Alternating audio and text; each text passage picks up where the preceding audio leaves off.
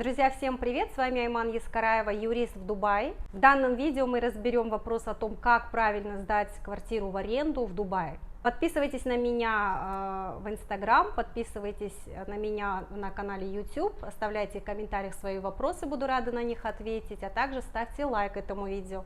Друзья, самый главный вопрос, когда вы сдаете квартиру в аренду в Дубае, необходимо правильно подбирать арендатора. То есть очень важно проверить его документы, проверить его историю, как долго он снимает вообще помещение, квартиры, какая у него предварительная история. Если есть возможность, можно даже получить рекомендацию от предыдущего его арендодателя. Это очень важно, потому что на практике в Дубае очень трудно выселить арендатора. Для этого необходимо соблюсти ряд процедур. Это нужно по закону потратить очень много времени для того, чтобы в конечном итоге выселить недобросовестного арендатора, друзья. Проверяйте его виза пейдж, берите данные его паспорта, как минимум вы должны, а также проверить его место работы. Друзья, обязательно внимательно читайте сами tenancy контракт. Этот самый контракт, который вы заключаете с арендатором, вы должны сами проверить. Не полагайтесь всегда только на мнение риэлторов, которые, как правило, заинтересованы в быстром закрытии вопросов, в быстром закрытии сделки. Никто за вас не сделает лучше, чем вы сами. Обязательно внимательно читайте, особенно положения, которые касаются приложения. Да? Как правило, сам контракт, он является типовым, но в него можно вносить просто дополнением какие-то либо свои условия, которые детализируют те или иные ваши вопросы взаимодействия с арендатором.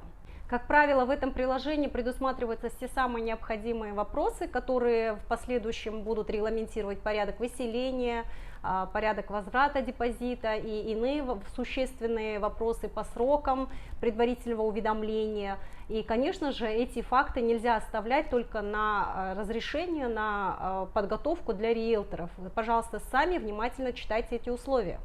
Друзья, ни в коем случае не подписывайте контракт с оговоркой, что в будущем споры будут разрешаться арбитражной комиссией или арбитражной инстанцией. Было на практике у меня такое, и это очень последствия имели печальные для арендодателя, поскольку арбитражные инстанции вопросы длятся очень долго, практически невозможно получить решение быстро, как это делается в Rental Dispute Center в Дубае.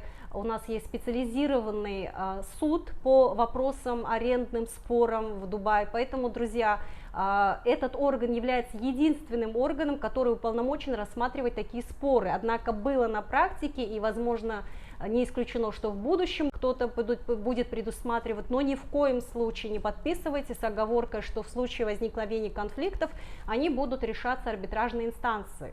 Друзья, при возникновении каких-либо вопросов вам не обязательно обращаться к юристу, именно по арендным вопросам существует специализированный орган, как я сказала уже выше, Rental Dispute Center. Их номер телефона есть на их официальном сайте. Вы можете всегда позвонить в колл-центр и проконсультироваться по беспокоящему вас вопросу. Друзья, если у вас возникли сложности уже более серьезные, и вы хотите выселить своего арендатора, он не оплачивает платежи какие-либо, уже просрочка пошла, или у вас возникли конфликтные ситуации, то сконсультируйтесь с юристом. Вы не можете просто заявиться к своему арендатору, беспокоить его или каким-либо образом провоцировать конфликты, потому что это чревато вашей ответственностью, и с этим очень строго в Дубае, поэтому, пожалуйста, предварительно консультируйтесь с юристом. Существует определенный порядок уведомления при возникновении конфликтов, и это все решается официально через соответствующие письменные уведомления в установленном порядке, через нотариальное заверение. Необходимо отправить и соблюсти все процедурные моменты для того, чтобы ваше уведомление было легитимным. Друзья, очень внимательно будьте при заключении контрактов с так называемыми holiday homes, с менеджмент-компаниями. Как правило, у них работают очень натасканные, скажем так, серьезные юристы, которые уже знают, каким образом всю ситуацию обернуть, указать в документах в пользу этих компаний, поэтому вы можете остаться в позиции невыгодной для себя.